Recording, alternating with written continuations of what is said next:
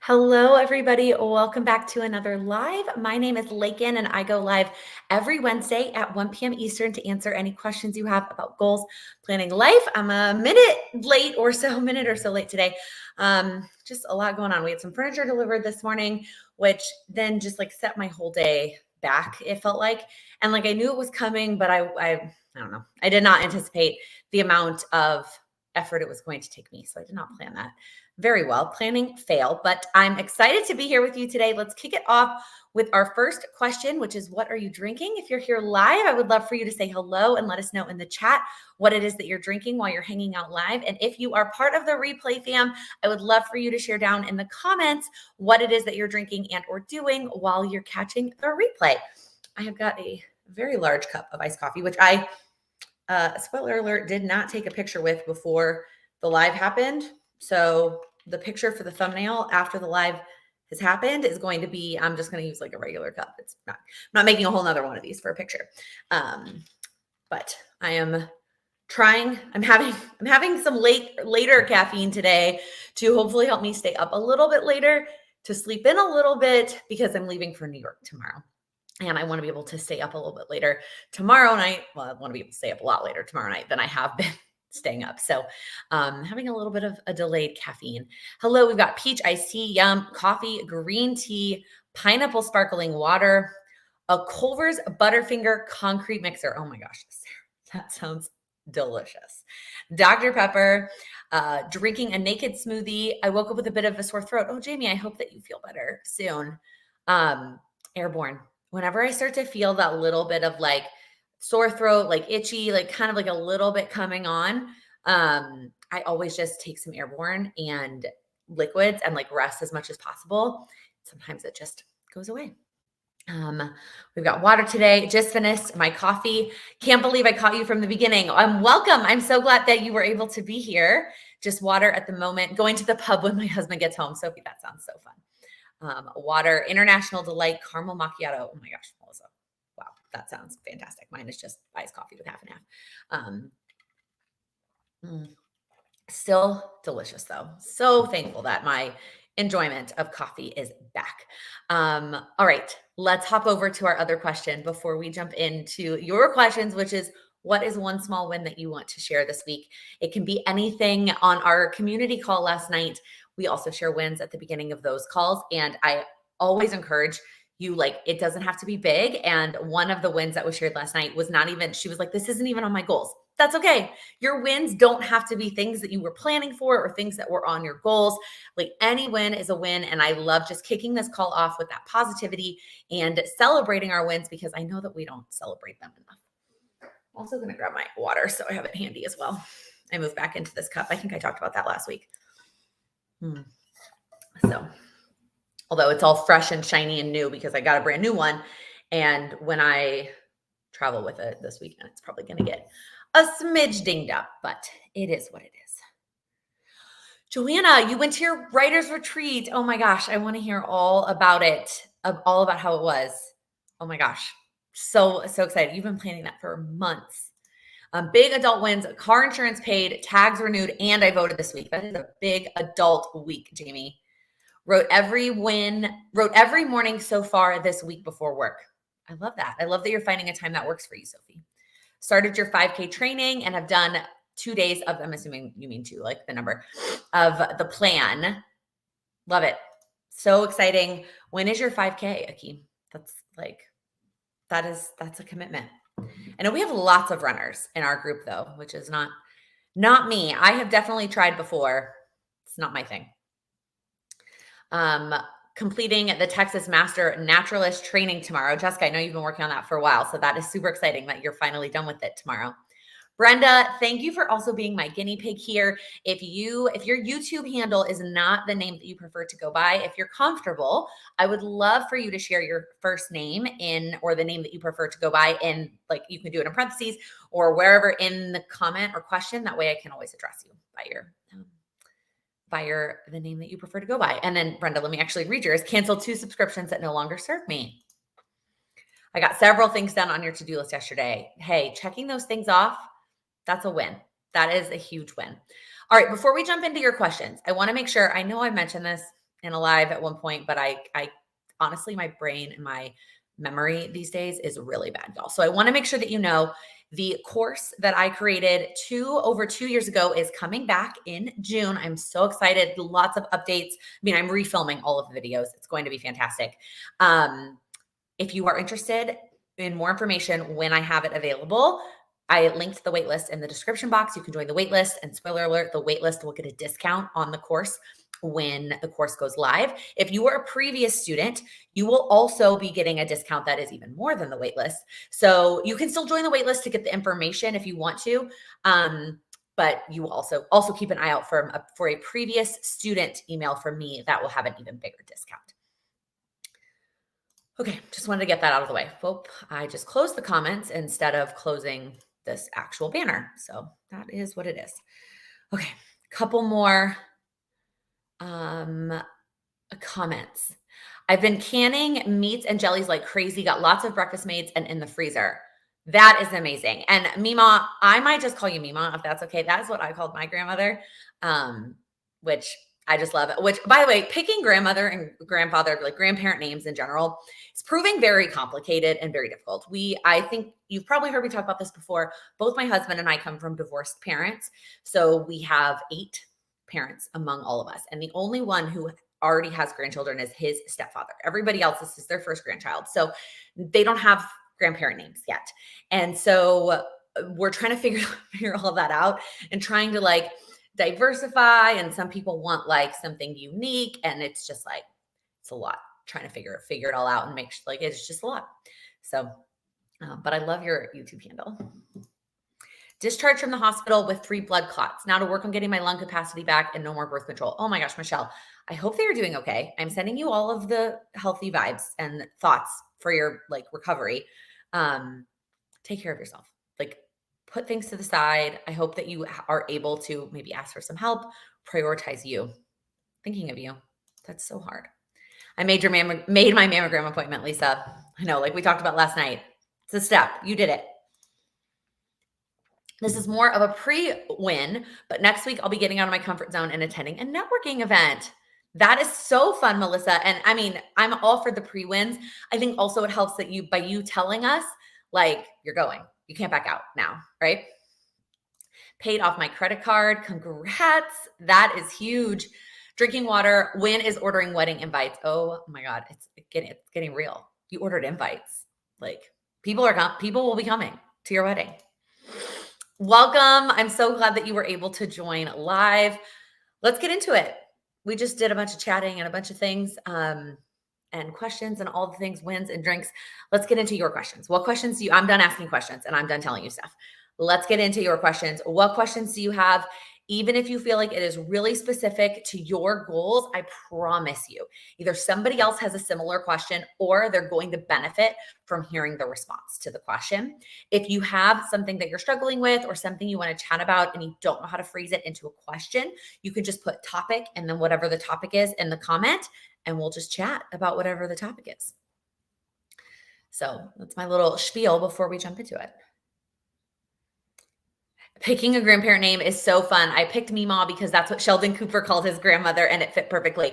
I don't know, Meemaw, if you are from Texas, but I always thought that was funny because yeah, Sheldon called his Meemaw, and so I called mine Meemaw.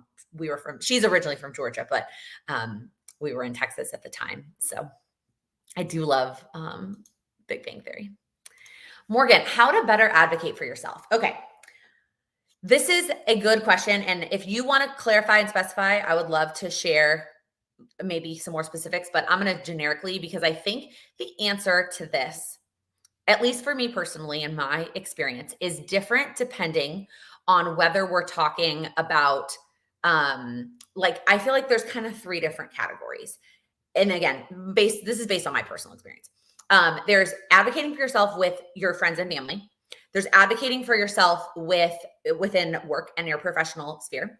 And then there's advocating for yourself in like a care standpoint, even like as simple, maybe we'll start here, even as like simple as like you're getting your haircut and telling them like, no, instead of just saying like, oh yeah, okay, it's fine.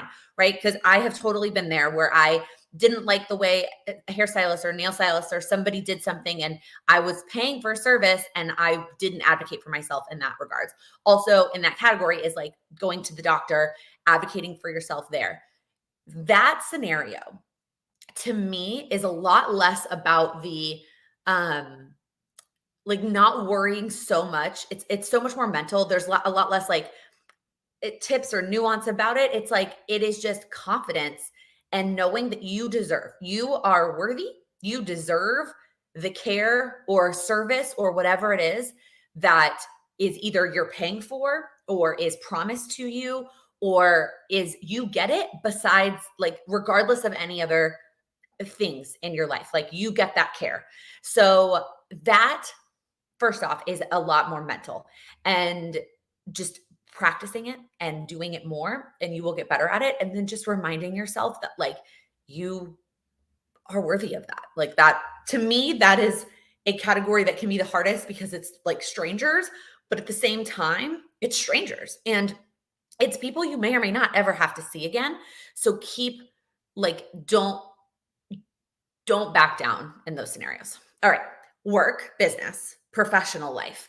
That one obviously has a lot more nuance related to it, right? Because you don't necessarily want to advocate for yourself and have it end poorly, but at the same time, you don't necessarily deserve to be in a situation that you feel like you need to be advocating for yourself. So a couple of things. Number one, depending on who you work for, the company that you're in, know who the people are that you can go to, whether that is your HR department, whether that is a mentor that's somebody above you but isn't within your department, whether that is your boss's boss, right? And having those relationships of the people that you know that you can go to. And then I think, again, it comes down to knowing what you deserve is not really the word I want to use there, but knowing what is expected of you and what you can expect in return. And most of the time for us, we're advocating within those boundaries and it's not like you're asking like for some ridiculous thing. You're advocating for like what was expected of you or what you expected. Okay. Scenario number 3 is friends and family. This one is the most difficult in terms of not wanting to burn bridges or like be able to keep relationships with those people in your life. But at the same time, this can be the hardest one to navigate because there's like a lot more emotion involved, right? And expectations and services, et cetera, are not as clearly defined when it comes to relationships. And so it can be a lot more difficult to be like, I deserve this, or this is what I expect when it's just a relationship. So the 2 things I want to say about this category is number 1, always remembering that your friends and family, at least I hope, and if the answer to this next thing I say is not true, then that's a whole nother conversation. They care about you and they want you to be happy and they want you to not feel the negative things, right? They want what's best for you. And so while it may be slightly uncomfortable to advocate for yourself in various scenarios, at the end of the day, like if think about it, if you were flipped, right? When I think of my friends and family, like it might be uncomfortable for them to say something to me that is them advocating for themselves. I actually just had this with someone in my life recently. The conversation wasn't the best, but they were very clear about what was important to them in our relationship and that I wasn't fulfilling, I guess is for lack of a better word. But I wanted to know that, right? Like, even though it was hard to hear, I wanted to know because I want to be able to fix that and do better moving forward. And so same thing the other way around, right? It's going to be uncomfortable. It's going to be tough. It's going to be hard. But if they truly are a friend or family member that you want in your life, they do care about you. Number 2, same thing as with the kind of services care side of things, it gets easier, right? The more that you are communicative and you say the things that you want and deserve, the more likely you are to be stronger in doing it in the future. Okay, I just said a very lot of things. Morgan, I hope that was helpful somewhere in there for you. And I hope that whatever you're trying to advocate for yourself, I just want to remind you, you deserve it. Oh, you're from Arkansas. Okay. One of my sorority sisters, one of my friends, we became closer in New York, actually. She's from Arkansas. She called her grandma Mama. which I always thought was so cute. Emma, I'm going to come back. I'm going to pull up some of these grandma name comments and then I'll come back to your question. I called my grandma Mima also. Also, I love how they're all spelled different. Okay, so Jennifer is Memaw. Mima in the chat is Meemaw. My Mima was just Mema. That's how she spelled it. I always just called my grandma, grandpa, insert first name, except my one grandma who thought it was disrespectful to call an elder by their first name. Oh my gosh. She was Pink Grandma. That's hilarious. If any of you watch, I've talked before about the Braun family. Jessica Braun has a YouTube channel that's like beauty lifestyle. And then Tyler Braun has a YouTube channel that's all like travel vlogs.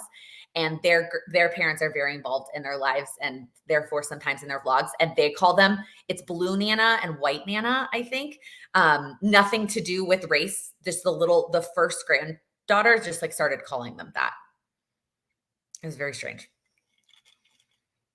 My stepson has a daughter and she calls me and his mom Mimi. It's funny, we know which one she's speaking to, but she calls you both Mimi.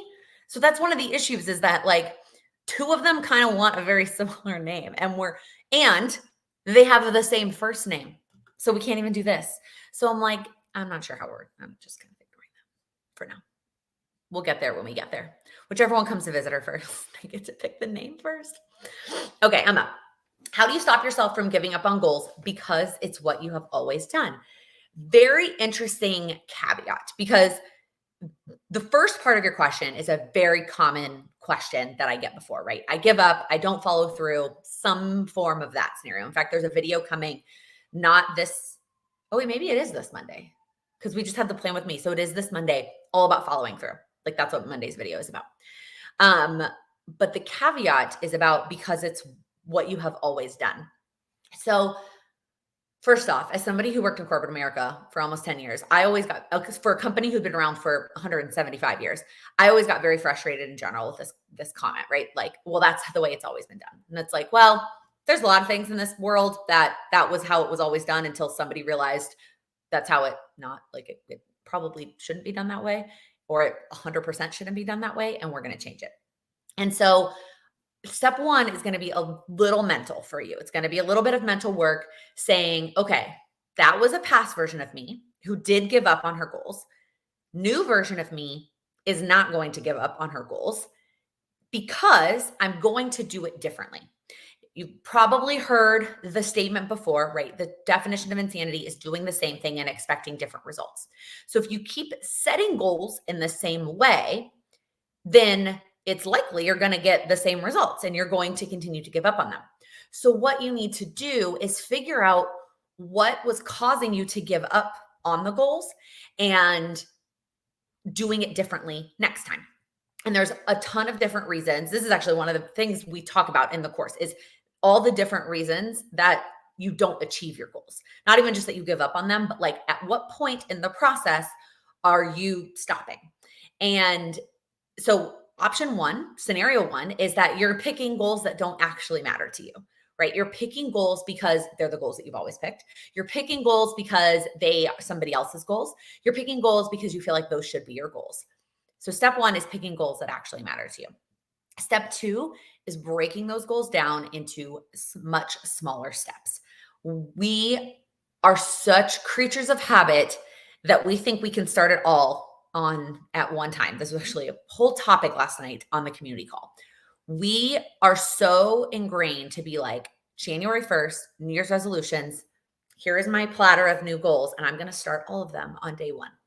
And when we try that, it doesn't work. We have to A, prioritize, and B, break them down into even smaller steps. So whatever goals that you've given up on in the past, can you make them smaller? Can you break them down more? Number three is scheduling time for those goals. Once you have action steps that are small enough, putting time to work on those action steps into your calendar. That's like in the most general summary of goals and goal setting. Those are the three things that you need to do. And y'all know there's so much more to it. Otherwise, I wouldn't have 500 YouTube videos and I wouldn't have a course in a community and all the things. But because it's simple, but it's not always easy, right? So I would start Emma, to get specific on action steps for you, I would start with one goal. I would pick one. I pick one goal that's important to you instead of trying to do a lot of things, instead of trying to do goals, plural. Pick one. And then I would make sure that is very important to you. Break it down and pick one small step that you can work on towards that goal.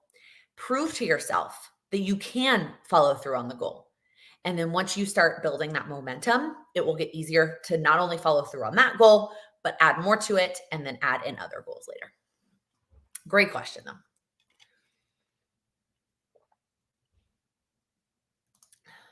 Okay. How do you commit to getting certain things done each week when you don't know how you'll be feeling? Now that I'm not pregnant, I have a baby, so there's still a lot of unpredictability, right? Once you become pregnant, it's all unpredictable from there, maybe until they start kindergarten, and then even then you may have another one at that point, and then even then there's still unpredictability with having children. So a couple of things, Amy. Number one is I lower my expectations. So I used to first off, am so thankful that I implemented and feel confident with the HB90 system before I got to this point. Like, I am so glad that I implemented it when I was like at, I don't quote unquote peak. I don't know if peak is really the right word, but I was like doing my max. That way, adjusting it, I wasn't also trying to find a system. Like, I had a system, I just had to adjust it for my current situation. So that I'm very thankful for. So the first thing I did was I cut way, way back on the amount of stuff that I would plan for the week, like way back. I used to plan sometimes up to 16 task blocks, which is how the HB90 system, how she encourages you to like map out your time. It's Pomodoro cycles. So a task block is essentially 30 minutes.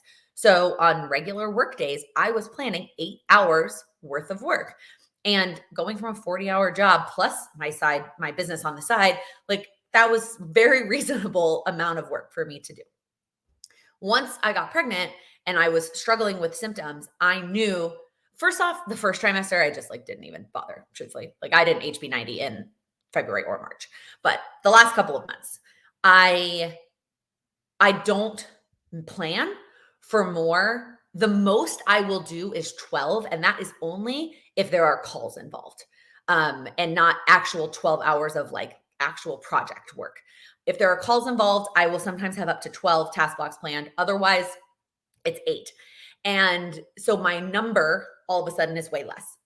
So your number might be like, your max number might be any childcare that you know that you have, and you may not have any, so that might be 0. Naps that you can most of the time rely on.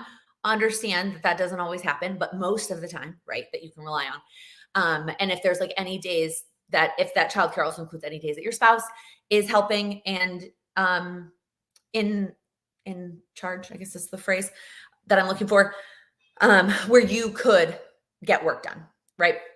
And I don't know if you're asking about specific work or other types of goals. This could go for either one. So I have a much lower minimum.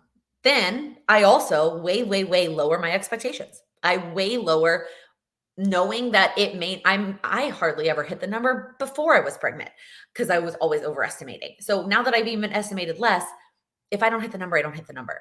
And I just do my best and I get what I can done. And that's why I also I plan out the month in terms of HB90, but I really reassess weekly, and then I even reassess daily, because what I got done the day or the week before is going to vary.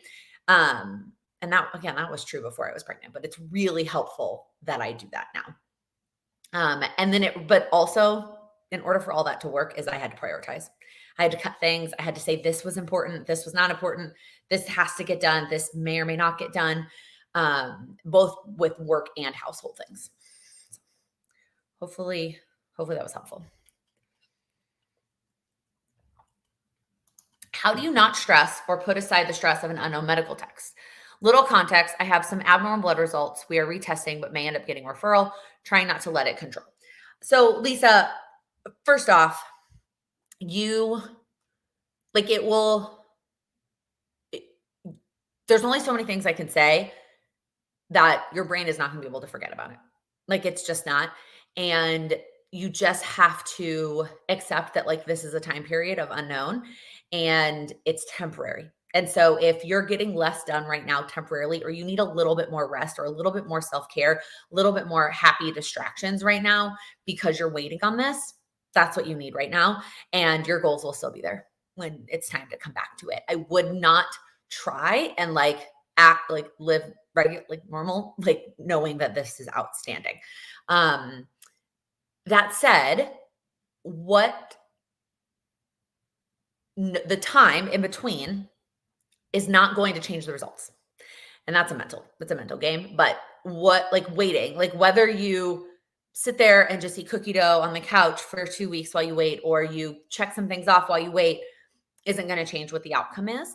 And so sometimes I try to ask myself, like, okay, well, what would I be, how am I going to feel better afterwards? Right. So if that mentally helps you. And then I think it's just the support in that scenario is asking the people in your life, like if you need extra help with things, or you need extra care, extra love, extra distractions right now, that might be necessary. But also, I'm thinking of you.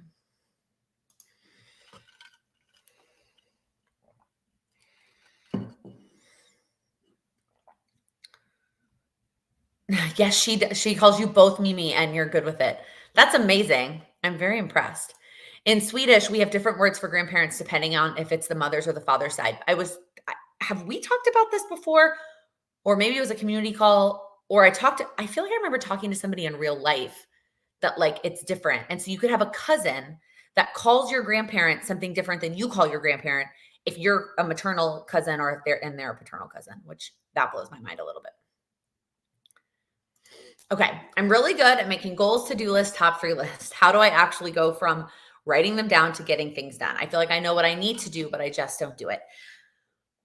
Most of the time, and this may or may not be true for you, but most of the time, if I write something down and don't do it, it is because one of a couple of reasons. I overcommitted, right? I made a to-do list that did not actually fit in that timeline, and my brain knew it. And so it looked at that list and it was like, there is no way you're getting all that done. So we're just not going to do any of it, right? So solution to that is making the to-do list smaller. Number 2 is I didn't break it down enough. And so the thing on the to-do list is like really overwhelming. So you look at that thing on the to-do list, you're like, that's a really big step. That's a really big task. That's going to take me a lot of effort, a lot of time, a lot of whatever. I'm not even going to start it. I'm not even going to try.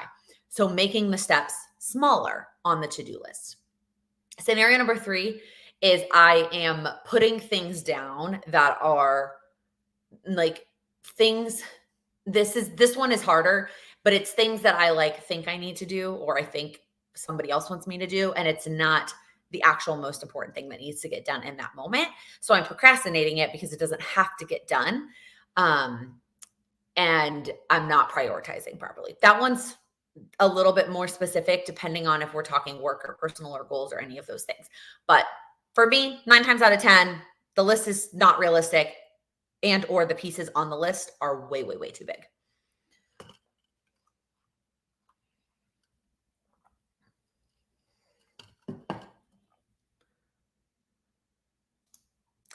Sophie, do you have any advice for working on your goals? In this case, studying in the evening when you're more of a morning person. I use my mornings for writing, but I'm working during the day and have to do at least a little bit of studying in the evening. Even a little bit would be okay, as I find short chunks better, but I find it hard to start and just wants to chill in the evenings. Okay, Sophie, this is really tough because you like kind of answered all the questions that normally I would immediately tell you. If you're a morning person, do it in the morning. And so one of the options is actually not trying to force it in the evening, but getting up even earlier and doing your morning for writing and studying, and doing it all before you go to work if you truly are a morning person. Now, in the case that that is not an option for whatever reason, or you don't want to do that, and you do want to do things in shorter chunks, then work 2 things. Number 1 is make sure that your studying list is broken down in equivalent to whatever those smaller chunks are, right? So if we're talking 10-minute chunks, make sure that you have some kind of study step that you can take that's going to take 10 minutes. So when you do it, you get to check that off. Number 2 is I would try this cycle.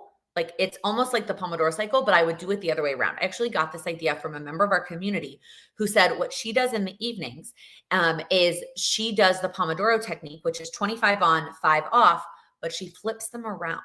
So she gets 25 minutes of rest, and then the 5-minute timer is doing something, right? Whether that's cleaning, cooking, unpacking, like some kind of action step, like I'm unpacking like her work bag. For 5 minutes. And then when that 5-minute timer goes off, she goes back to relaxing. Now, the 25-5 might not be the right fit for you because 5 minutes is a really small chunk for studying, but maybe it's 20-10, or maybe it's 30-15, right? And you rest and then you study and you cycle through them until you get to however much studying you want to get to in the evenings, but you still get to prioritize the relaxing and the chilling that you want to do. Mary, I love this. My husband says just because it's the way it's been done doesn't mean it's not incredibly stupid. Not saying that the person who asked the question is incredibly stupid, but that is definitely, I felt that way a lot working at a corporate America job. Jennifer, I wasn't walking, so I recently changed my route and I'm walking every morning now. That is amazing. Sometimes it is just a matter of trial and error. Joanna, I like this question. Do you think that one day goal setting will just be second nature to you, that you won't use a goal planner? No, and here's why. Life is constantly in flux, right? Things are constantly changing, especially like where I am at in life, right? Like the next 25 years of my life, give or take, what we're experiencing is going to change so drastically, right? Right now, it's going to be the newborn season, and then it'll be a toddler, and then maybe another newborn, right? And then eventually it'll be school-aged kids, and then it'll be teenagers, and then so on and so forth. And so while a lot of the habits of goal setting, like setting my goals, checking in with them, etc., is second nature at this point, and like I feel good about that. The actual like checking in with my goals is always going to have to be, I'm trying to figure out how to phrase this.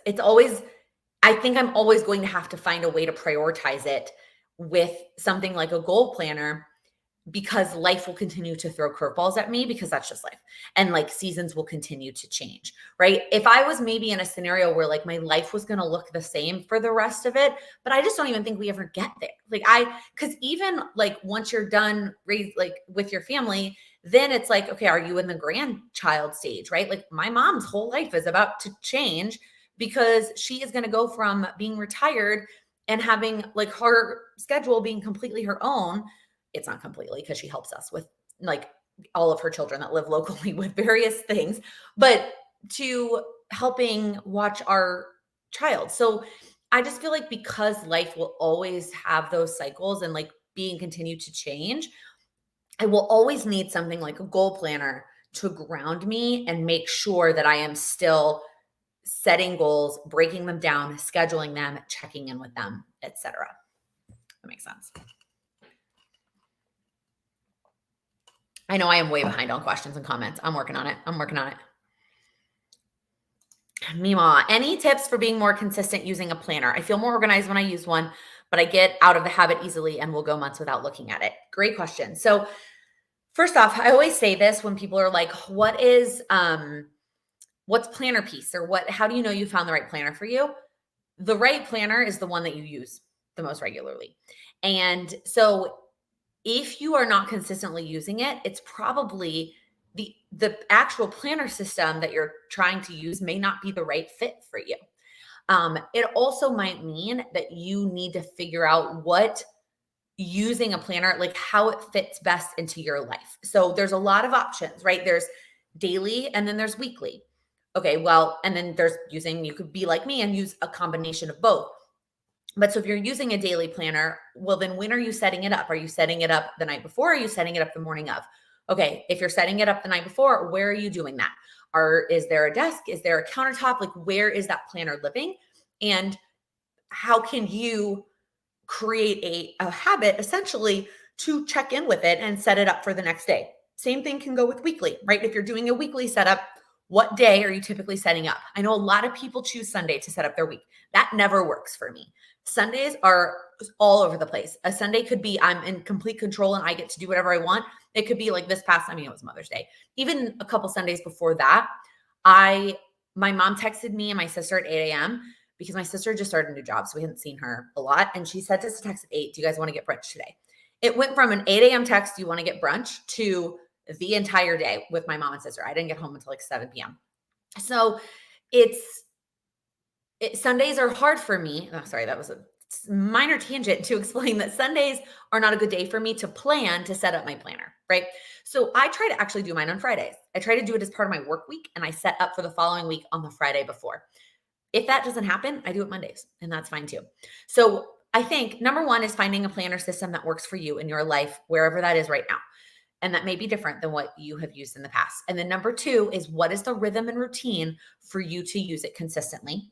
And then the last thing I'll say on this topic is, know that you're going to miss days or weeks, right? Consistent doesn't have to mean every single day or every single week. You're going to miss days, you're going to miss weeks, and being okay with that, and just getting back to it when you do miss days or miss weeks.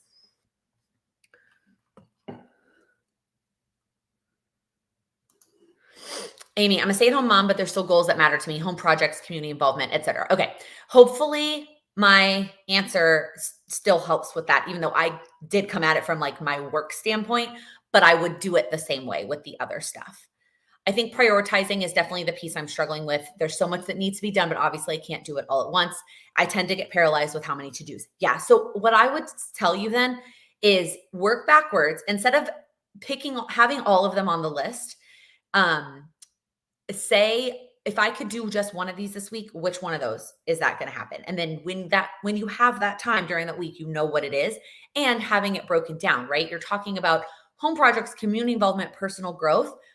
Those are big categories, right? Those are big actions. Break those down and have smaller steps. I mean, I've got sticky notes. I'm not saying have a Kanban board for these things, but like, I have broken down the steps I do in much smaller steps. And frankly, I think if I started doing a Kanban board for some of these things, I would probably do it more like I do with work stuff. So hopefully that's helpful.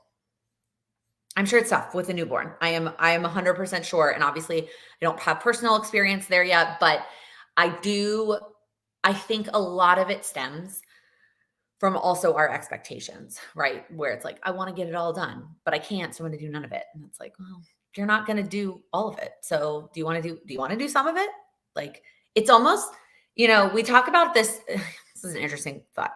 We talk about it from like the things we don't want to do standpoint. What if you were like, I really want an entire cake. Like, I am starving. I have a massive sweet craving. I really want a whole cake. Somebody says to you, you can't have the whole cake, but you can have one slice. Would you say no to that one slice? No, I will. Thank you. I will take that one slice of cake. It's kind of like that. I like the positive spin on that. All right, Nicole, going through some pretty traumatic life happenings and having trouble finding the motivation to do basic things, especially housework. I know that the house being chaotic makes me feel worse, but I struggle to find the umph. Any tips on handling the mess in life when you just don't feel like it? So first off, Nicole, I want to send you like love and like a virtual hug for whatever it is that you're going through. And I want you to know that there are going to be times that things just don't get done because we're going through something else, whether it's emotionally or physically. There's going to be things like, I'm pretty sure the toilets in our house did not get cleaned the entire first trimester that I was pregnant. So there is not, I just am like, mentally, don't try not to get down on yourself, right? Now, that said, if cleaning the house, or at least something in the house, makes you feel better, then I want you to prioritize that. So that might mean other things get deprioritized. Like if getting the house in a certain state, you said being chaotic. So if getting the house in unchaotic state is the most important thing right now, after whatever you need for your mental health, but let's say it's the second most important thing, everything else falls below that. So don't it might require some trade-offs. You might have to let go of some things to prioritize the house cleaning. Now, in terms of specifics, ask yourself, what is the number one thing that makes my house feel less chaotic? Right? It might be your countertops, it might be the floors, it might be the laundry piles. It might, like, what is the thing? There's no right answer. It's your answer that makes your house feel the least, like, would make it feel a million times better, and prioritize that. This is also, again, kind of going back to our all or nothing that we were just talking about. If you can't do the entire house, whatever that means for you, can you do the one thing that's going to make it feel less chaotic? So hopefully that helps. Sending you a big hug. Hopefully things get better.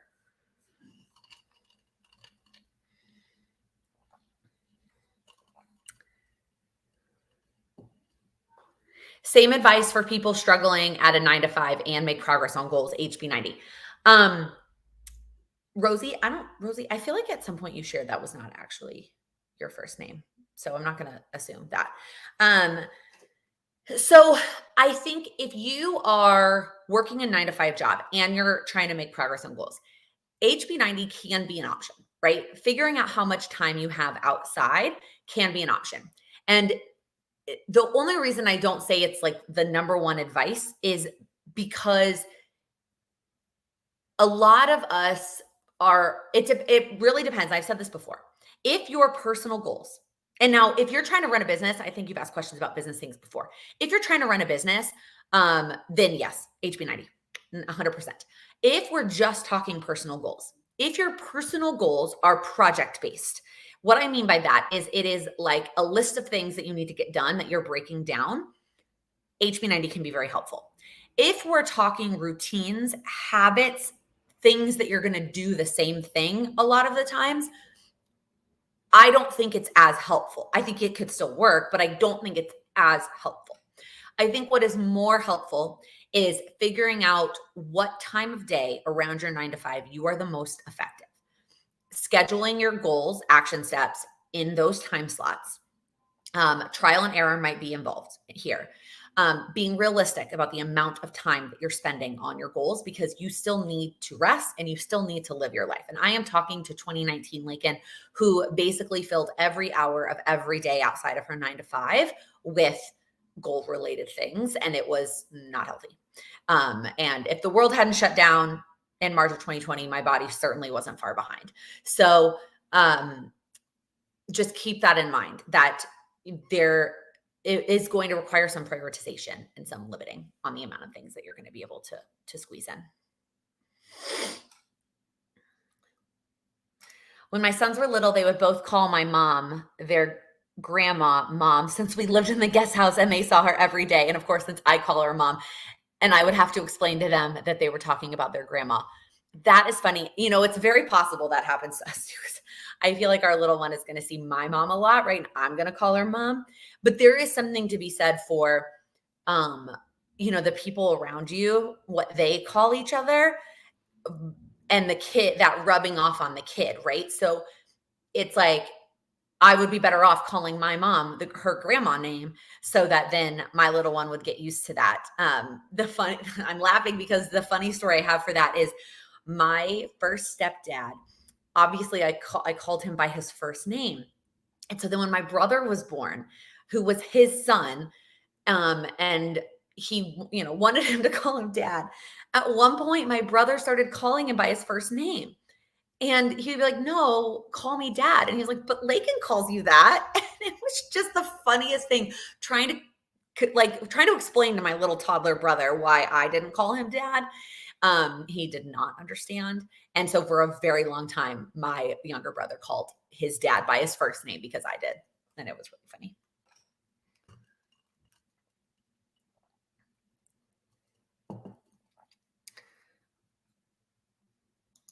Yes, my kids call my grandpa Far Far. I don't know if I'm saying that right, but their cousin calls him More Far.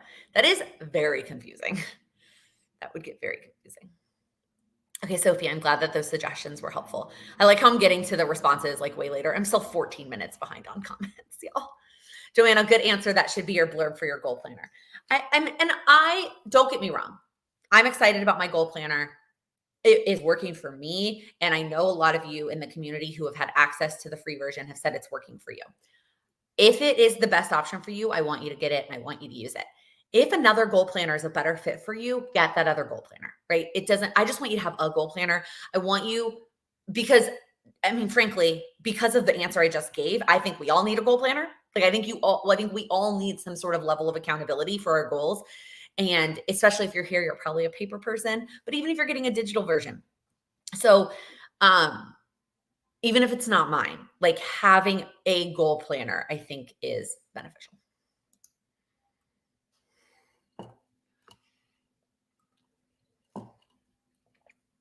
Jennifer, I think a goal planner can be even more important is life isn't even, wow, I cannot read today. Let me try this again. I think a goal planner can be even more important if life isn't changing much because it keeps you from getting stuck in a rut. That's a great point. That is a really great point. It is forcing you to check in and refresh. So I think for all of us, like I just said, I think we all benefit from that. Oh, another pivot for Jennifer. Wasn't using my new weekly planner. Too many distractions at home. So now I go to the library every Monday morning to plan for next week. I love that. Figuring that out. Amy, the expectations, we're having multiple conversations, right? So this is our newborn friend trying to get things. Expectations are definitely key. I almost found it easier when she was newly born because I was expecting to accomplish nothing except take care of her. And now that she's 4 months, I'm not sure how much to expect to get done. Maybe clarifying my expectations and making sure they're realistic needs to be my first step. 100%. I also think in the scenario, you may not have any idea what those expectations are, right? Because this is one of those things, especially, I say this all the time in general, our lives are all different. We have no idea. I just recently watched my own video on goal resources. We have no idea what anybody is experiencing or going through related to resources for their goals. So you said you're a stay-at-home mom, that you have other things that you would like to work on. But if those things are superfluous, I feel like I don't mean that in a bad way. I just mean like, if they're things that have to get done or are they things that you want to get done, right? Do you have other help, etc.? There's just so many things. There's so many factors here for you, your individual life and your individual child. Every child is different in the amount, the sleep abilities of every child, the, eating frequency, like especially by 4 months, your child is going to be different. So you cannot compare your current, I don't want to say productivity, but like the expectations of what you can get done with a 4-month-old to somebody else with a 4-month-old, even if you have the exact same age child, because everything else is different. So you may not have any idea what those expectations are. And so that might take a little trial and error, right? Figuring out like the first couple of weeks might be figuring out exactly how much extra time you have to work on things based on the child's schedule, your energy levels, et cetera, et cetera. So don't feel like you have to clarify your expectations like just by pulling it out of your brain. It might take some trial and error to figure that out. Is my point there. And as soon as you figure it out, it might change. Like that, frankly, I feel like I did that with pregnancy. Like I figured it out and then like I started to feel better. My energy came back and I was like, okay, I can up it a little bit. Right. And like, it might fluctuate, right? At one point she might be sleeping more. So you have these hours. And then I keep saying she, okay, she is a she. And then, you drop the second nap or whatever, and now your time is less, right? It might fluctuate. So it can very easily change. Like your expectations of how much time you have to get these things done could very easily change, and that's okay. Oh my gosh, Nicole, exactly. My daughter called her dad babe for the longest time because that's what she heard me call him. Yeah, I think Sam and I probably need to start practicing calling each other mom and dad as opposed to like our pet names for each other, because I call Sam Pumpkin all the time. Like, what if she just started calling him Pumpkin? Like, how funny would that be? Now I'm laughing at myself. I call my mom Granny when I talk to my kids and grandkids about her. Yeah, I think that's what I'm gonna start doing with my mom too. When will your goal planner be available for sale? Wow, I can't talk. It's so you can get it right now for free within the community. So if you join the membership, which is a monthly membership, but you can cancel at any point, you can get it right now for free within the community.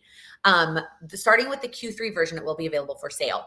I don't know about the date, because to be totally honest, I am making it available because I know a lot of community members have started using it, and I want them to be able to have the Q3 version if they want it. And so I am going to make it available for sale. I am not going to be talking about it all that much because I'm going to be focused on the course. June is going to be all about the course.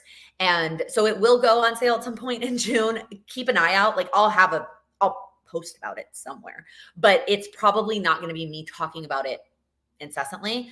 And I don't even know the dates yet. Sometime in June. I have next week on my calendar to create a survey to go out to the community members that have been using it to get their feedback on it. And then I need to implement and create an update maybe the first or second week of June, something like that. I'm going to work on it.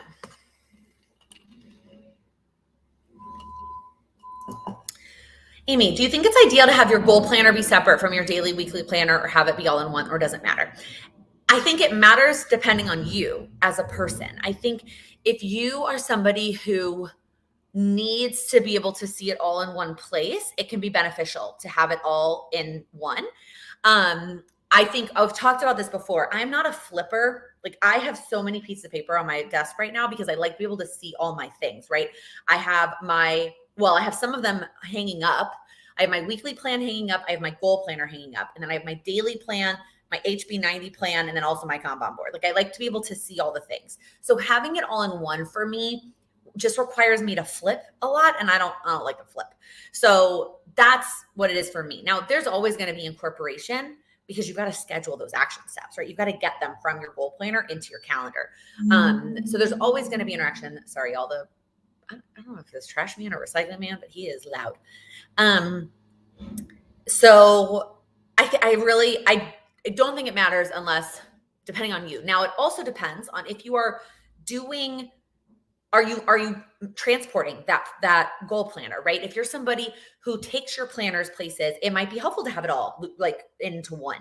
And the only one I can think of that's like that is the Moxie Life. I mean, I'm sure there's other ones. You could create your own. I guess if you get like a plum paper or golden coil that's custom, you could have it together. But like say you don't have a set office or whatever in your house, and you work in an office. And so you take your planner to the office, but then you also sometimes work on it on the couch. Sometimes it's at the kitchen table. Sometimes it's in bed. You might want it all together so that you're easily able to move it around. My goal planner is, it's one page because it's printable, is up on my magnetic calendar and it doesn't move for the whole month. I mean, I take it down and write on it, but like it doesn't go anywhere else. So that's why it works for me. You just got to figure out what works for you.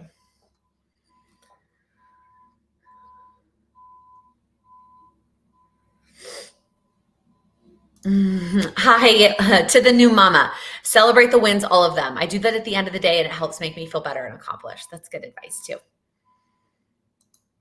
Yeah, as soon as you come up with a good routine, her nap schedule changes. That's why I am sure it is more of a week-to-week basis for you. Now I'm curious, what is Sam's pet name for you? It's not anything like ridiculous, but I'm not going to share that because that's Sam. He likes to keep things private. So I probably shouldn't even share what I call him. We don't have just one too. Like I say other things all the time. That's just my most common one. And it was the one that I laughed the hardest about her saying.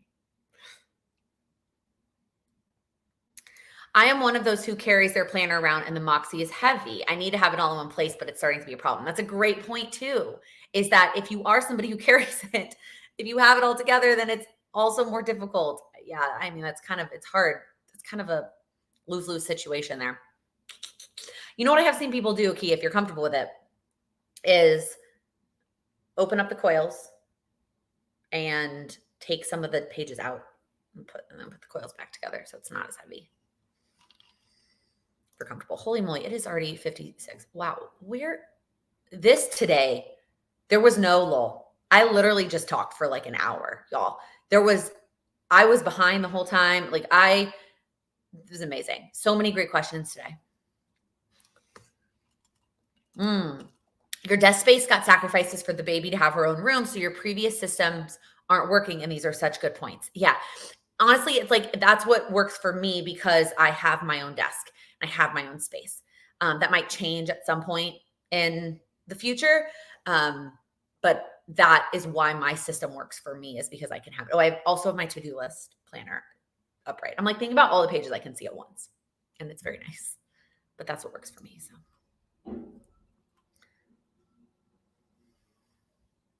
love the sweater. Thank you. It's actually it looks nice outside, but I'm heading somewhere after this, and it says it's 50 outside. So I did put on a sweater, but it's like a light loose sweater. It feels a little silly wearing a sweater in May, but it's what it is. And it's pink. Okay, we are almost out of time. So I'm going to ask you my final question. Where is it? What is the one thing you're going to do this week to make progress on your goals? What is the one small step you're going to take to keep chugging on that goal progress for the month of May? It doesn't have to be huge. Small progress, still progress. What is one small step that you can take?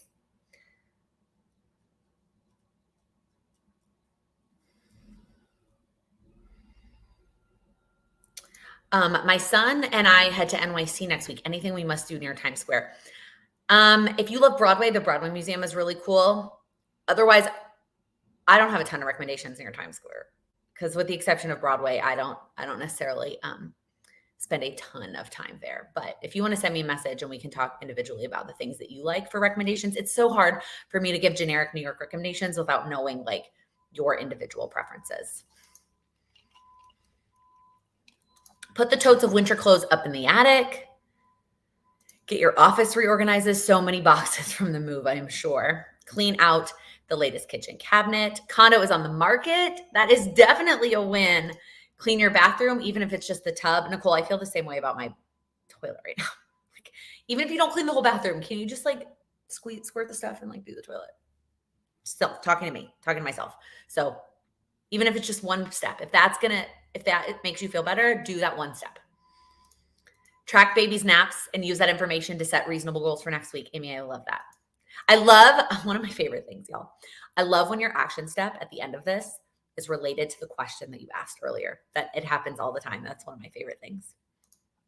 Write your paper and run. Watch the replay from yesterday, which was fantastic. Her coaching session was amazing. Finish uploading all the photos from your phone. Declutter under your bathroom sink. Plan one coffee date with yourself to work on your passion project. I love that. Getting outside and working in the yard. Rethink your routine to incorporate your new meds in Routinery. Thank you so much for recommending the app. I love Routinery so much. Schedule a time and place to write out your daily plan. Pack for a family vacation a week before, not a day before. Oh, Jessica. Start making plans for a family reunion this summer. Allison, that's so exciting. I love it. I love hearing about all of your different action steps. And really, it just points to how different everybody's goals are. And I love it so much. All right.